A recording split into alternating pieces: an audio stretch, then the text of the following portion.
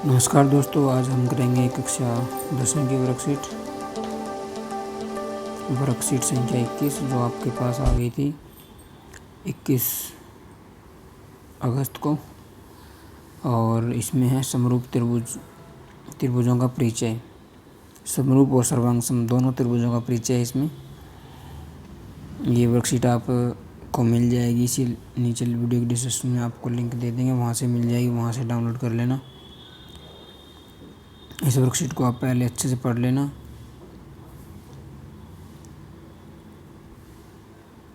चलिए स्टार्ट करते हैं। इसमें 4 क्वेश्चन हैं, आपके चारों क्वेश्चन आपको करवा देंगे। थोड़ा सा पहले आपको बेसिक करवा देते हैं समरूप और सर्वांगसम त्रिभुजों के बारे में।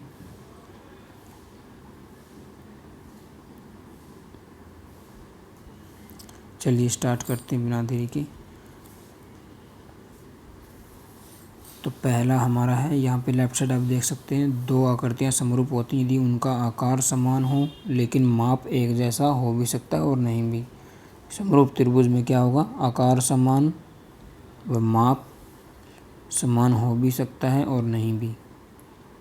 ठीक है, इन्होंने चित्र द्वारा आपको समझा भी रखा है। दोनों एक आकृति क्या है, इसमें छोटी है और एक बड़ी है, लेकिन है समान दिखने में।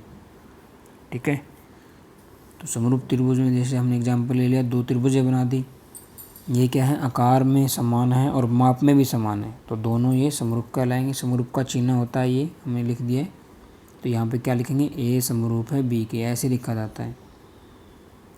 एक और आकृति बना लेते हैं जिसका माप समान ना हो, दिखने में एक जैसी होनी चाहिए। ठीक है, तो ये सी आकृति हमने बना ली।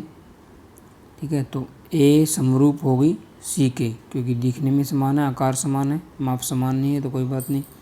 दूसरी बी भी समरूप हो जाएगी सी के। ठीक है, तो दोनों आकृतियाँ आपकी समरूप होगी। समरूप में एक बात ध्यान रखना कि कोण हमेशा बराबर होते हैं, चाहे आकृति एक जैसी हो भी ना, तो कोण अवश्य समान मिलेंगे। ये भी आपका नियम है, यहाँ पे आपको दिखा देते हैं। लेफ्ट साइड देखिए, दो समरूप त्रिभुजों की संगत भुजाएं समानुपाती होती हैं और संगत कोण समान होते हैं। तो ये कोण क्या होंगे, आपके नाम रख लेते हैं। ये ABC त्रिभुज है, ये PQR है, ये आपकी LMN है। तो यहाँ पे इनके कोण है ना, जो ये कोण, हाँ ये सारे बराबर होंगे, संगत कोण बराबर होते हैं, ध्यान रखना। तो पहला है, संगत भुजाएं क्या होंगी, समानुपाती होंगी। दूसरा है, दो समरूप त्रिभुजें होंगी तो उनमें कोण क्या होंगे, समान होंगे। देखिए तीनों आकृतियों में ABC में कोण क्या है, 60 डिग्री है। ठीक है, समान होंगे। कोण ABP के बराबर होगा, BC Q के।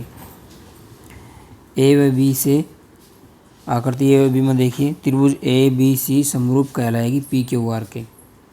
ठीक है, समरूप कहलाएंगी तो संगत कोण क्या होंगे, समान होंगे। पहले कोण देखो, कोण A किसके बराबर हो जाएगा, संगत ध्यान रखना, ABP के, BQ के, CR के। तो A किसके बराबर होगा, B के। पहला कोण पहले के, कोण B बीच वाले के, कोण BQ के बराबर होगा, और लास्ट वाला C जो है वो R के बराबर होगा। यहाँ से भी आप लिख सकते हो, ये ईजी तरीका है। ठीक है, कोण बराबर होंगे, संगत भुजाएं क्या होंगी, समानुपाती होंगी। अब भुजाएं भी आप जो त्रिभुज ए भी समरूप त्रिभुज के PQR दिया, यहाँ से भी देख सकते हो आप भुजाएं, और आकृति से भी आप संगत भुजाएं देख सकते हो कौन सी किसके संगत है। तो AB किसके संगत है, PQ के। आकृति से भी आप लिख सकते हो AB और ये PQ, पहली दो इंग्लिश के अल्फ़ाबेट, फिर दूसरे दो BC और PQR ये अनुपातिक होंगे, बराबर का निशान लगा देंगे। समानुपातिक है तो मतलब समान होंगे सारा इनका अनुपात भुजाओं का। तीसरा हो जाएगा A लास्ट वाला, पहले वाला और लास्ट वाला, AC इसका भी पहले वाला और लास्ट वाला वर्ड। तो यहाँ से भी आप लिख सकते हो। ठीक है, तो ये दोनों नियम किस में होंगे, जब दो समरूप त्रिभुजें क्या होंगी, दो समरूप त्रिभुजें होंगी, दो संगत कोण बराबर होंगे, भुजाएं अनुपातिक होंगी। ध्यान रखना इस चीज़ का, इस पर बहुत सारे क्वेश्चन पूछे जाते हैं। आगे स्टार्ट करते हैं सर्वांगसम त्रिभुज। सर्वांगसम त्रिभुज देख लो, पढ़ लो भाई। सर्वांगसम त्रिभुज में क्या होगा, आकार एवं माप दोनों क्या होंगे, समान होंगे। मतलब बिल्कुल एक जैसी दोनों आकृतियाँ होनी चाहिए। तो इसमें माप भी आपका समान होना चाहिए। समरूप में क्या था, माप समान हो या ना हो। ये आपका चिन्ह है, देख लेना ध्यान से, समरूप त्रिभुज का चिन्ह था वो। एग्जाम्पल ले लिया हमने वही वाले, ABC PQR और LMN, 3 त्रिभुजें ले ली। ठीक है, पहले वाली दोनों में भुजाएं भी बराबर हैं और तीसरे वाले में भुजाएं बराबर नहीं, तो त्रिभुज ABC PQR के सर्वांग हो जाएगी, बिल्कुल एक जैसी है ना। आकार और माप में भी समान है, यानी भुजाओं की लंबाई भी समान होनी चाहिए, ध्यान रखना। परंतु ABC LMN के क्या है, ये सर्वांग नहीं है, क्योंकि इसकी भुजा 5 सेंटीमीटर है, इसकी 7 सेंटीमीटर है। कोण चाहे बराबर हो, कोण नहीं देखना हमें माप देखनी है। और PQR क्या है, LMN के, ये इसके भी सर्वांग नहीं है, क्योंकि PQR की भुजा 5 सेंटीमीटर है, LMN की 7 सेंटीमीटर है। तो सर्वांग तो सीधी सी बात है, एक जैसी होनी चाहिए, बिल्कुल सेम। यानी हम उसके ऊपर आकृति रखें तो उसको पूरा ढक ले, कवर कर ले, वो सर्वांग आकृतियाँ कहलाती हैं। प्रश्न पहला स्टार्ट करते हैं। आकृतियाँ दी है भाई, पहली आकृति क्या दिखाई दे रहा है, सर्वांग है। दूसरी आकृति नहीं है, क्योंकि एक छोटी तितली होगी, एक आपकी बड़ी होगी। ठीक है, हाँ समरूप हो सकती है दूसरी आकृति, ध्यान रखना। सर्वांग के बारे में पूछ रहा है वैसे तो ही, लेकिन समरूप हो सकती है। तीसरी भी, एक पिरामिड बड़ा है, ठीक है, एक छोटा है। तीसरी भी क्या है, सर्वांग नहीं है लेकिन समरूप है। और चौथी भी आकृति क्या है, एक छोटा पत्ता दे रखा आपके पास, एक बड़ा। ठीक है, तो सर्वांग तो है ही नहीं, हाँ समरूप हो सकती है। दूसरे क्वेश्चन की तरफ बढ़ते हैं। दूसरे क्वेश्चन पूछा, निम्न में से समरूप षड्भुज पहचानिए। षड्भुज जिसमें 6 भुजाएं हों, षड्भुज कहलाती है। समरूप बतानी भाई। ए आकृति देखिए ध्यान से, AB जैसी लग रही है आपको, कोण भी बराबर होने चाहिए, माप नहीं देखना हमें समरूप में, तो नहीं है, AB में मिलती नहीं है, हाँ CD में मिलती है।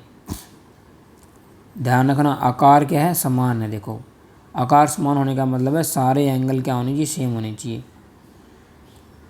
ठीक है, संगत कोण बराबर होने चाहिए, आकार छोटा बड़ा हो सकता है। तो CD क्या है आपकी आकृति में, आकार समान है और कोण क्या है, माप भी समान है। माप समान में कोण आ जाते हैं। ठीक है, तो सॉरी माप समान नहीं है, कोण बराबर है, तो ये क्या हो जाएगी, C समरूप हो जाएगी D की। समरूप कब नहीं होगी, जब आकृति में आपका ध्यान रखना कोणों पे ध्यान देना है। कोण आपके क्या होने चाहिए, सेम होने चाहिए, संगत कोण आपके बराबर होने चाहिए। तीसरा है त्रिभुज, हमने चित्र बना लिया है। त्रिभुज ABC में क्या क्या दिया है, ABC समरूप दी है त्रिभुज PQR के। और क्या दिया है, एक बार देख लेते हैं। समरूप होगी तो क्या होगी, भुजाएं अनुपातिक होंगी, AB/PQ और BC/QR। चित्र से लिख लिया करो आप यहाँ से, ठीक है, चित्र से देखने की जरूरत ही नहीं है। AC और क्या हो जाएगा, इसका पहला और उसका लास्ट PR। ठीक है, तो ये क्या होंगे, भुजाएं अनुपातिक होंगी। चलो हमने अनुपातिक लिख ली, जो कुछ भी दिया है भाई, AB दिया था आपके पास, BC PC सब कुछ दिया था, हमने लिख लिया है। ठीक है, अब देखिए AB की जगह AB का मान 7/PQ निकालना है। ऐसे ही BC की जगह BC का मान, एक AC की जगह AC का मान और BR की जगह PR का मान। अब देखिए इनको बारी बारी बराबर कर लेते हैं। एक बार 7/PQ बराबर रख लिया 12/18 के, और एक बार 10/QR रख लिया 12/18 क्योंकि बराबर है ना सारे आपस में, तो रख सकते हैं ऐसे। और आर पार गुना करने पर, आर पार गुना में क्या क्या होता है आपका, क्रॉस मल्टीप्लाई जिसको आप बोलते हो। ठीक है, ऐसे के बराबर रखना है जिसमें दोनों वैल्यू दी हो, ये ध्यान रखना। तो आपका क्या हो जाएगा, 18 × 7 हो जाएगा और 12 × P हो जाएगा। तो 12 की P की गुना हो जाएगी और 18 की 7 की। ऐसे ही उस साइड 12 की किससे गुना हो जाएगी, QR से, और 10 की गुना हो जाएगी 18 से। बस यहाँ से वैल्यू निकाल लो, वह जिसकी वैल्यू निकाल दो उसको लेफ्ट साइड छोड़ दो, बाकी को उस साइड पहुँचा दो। QR बराबर है 10 × 18/12, उस साइड जाके भाग में हो जाएगा। ये काटा पिटी कर लेना भैया आप, 2 × 12, 3 × 18, 7 × 21 बटे क्या आ गया 2। PQ का मान तो आ गया। क्यू आर का क्या आ जाएगा, 2 छिक्के 10 में 18 काट लो, 2 छिक्के 12, 3 छिक्के 18, 2 पंजे 10, 5 दिए 15, आंसर आ गया। ठीक है, दोनों आगे हैं। अगले क्वेश्चन की तरफ बढ़ते हैं। चौथा क्वेश्चन है, लेफ्ट साइड देखिए आप, सभी वृत्त समरूप होते हैं। ठीक बात है, सभी वृत्त समरूप होंगे भाई, छोटे बड़े आकार तो समान ही रहता उनका। ये गोला हो गया, ये मैंने बड़ा गोला ले लिया, तो समरूप ही कहलाएंगे, सर्वांगसम नहीं होंगे क्योंकि ढकेगा नहीं इसको, अब इसको भी एक दूसरे के ऊपर रखेंगे तो। ये बोला समान त्रिज्या वाले वृत्त क्या होते हैं, समान त्रिज्या वाले सर्वांगसम कहलाएंगे। देखो हम आपको दिखा देते हैं, समान त्रिज्या होगी तो उसको पूरा ढक लेगा ना, सेम ही आकृति होगी एक जैसी। देखो ये होगी 5 सेंटीमीटर त्रिज्या का वृत्त हो गया मान लिया, एक और 5 सेंटीमीटर का बनाएंगे वो सेम ही बनेगा। इस आकृति को इसके ऊपर रखेंगे पूरी ढक लेगी, मतलब सेम आकृति होगी बिल्कुल, तो वो क्या होंगे, सर्वांगसम होगी। ठीक है, चाहे 10 सेंटीमीटर के 2 बना लो वो सेम होंगे, तो आकार भी समान हो गया और माप भी क्या हो गया आपका समान। तो आकार और माप दोनों समान हो तो वो क्या कहलाएगी, सर्वांगसम। अब ध्यान रखना ये समरूप भी है। ठीक है, जितनी भी आपकी सर्वांगसम आकृतियाँ हैं वो समरूप भी होगी,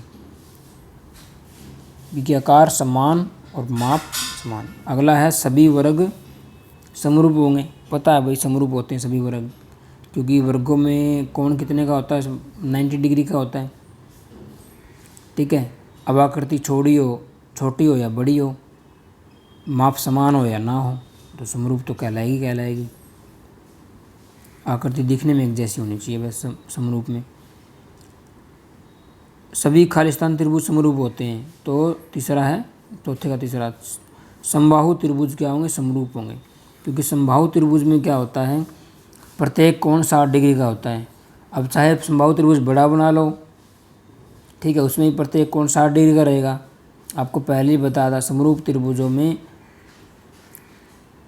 कोण क्या होते हैं, बराबर होते हैं। ठीक है, आकृति दिखने में एक जैसी होनी चाहिए, छोटी बड़ी कोई दिक्कत नहीं है, तो ये समबाहु त्रिभुज समरूप होते हैं। चौथा है, निम्न के 2 अलग अलग उदाहरण दीजिए। समरूप आकृतियों के उदाहरण लिखने हैं और सर्वांगसम आकृतियों के उदाहरण। डेली लाइफ से उदाहरण आप बहुत सारे ले सकते हो। देखिए अगले पेज पे लिख लेते हैं, ये हमने लिख लिया है। समरूप आकृति, गाड़ियों के टायर भाई छोटे बड़े हो सकते हैं लेकिन दिखने में एक जैसे होते हैं। घनाभागार प्रकार की टाइलें। और सर्वांगसम त्रिभुजों में साइकिल के एक जैसे 2 टायर, किसी भी व्यक्ति के एक जैसे दोनों हाथ, ये सर्वांगसम होते हैं। या आप लिख सकते हो एक ही गाड़ी के एक जैसे टायर। ठीक है, कोई भी गाड़ी ले लो आप, एक जैसे टायर उनके क्या होंगे, सर्वांगसम होंगे, सेम होते हैं, वो फर्क थोड़ा ना होता कुछ भी। और वीडियो को लाइक आप अवश्य करें, चैनल को सब्सक्राइब करें। मिलते हैं आपके साथ अगली वीडियो में, अगले वर्कशीट के साथ जल्दी हाजिर होंगे। Thanks for watching, bye bye friends.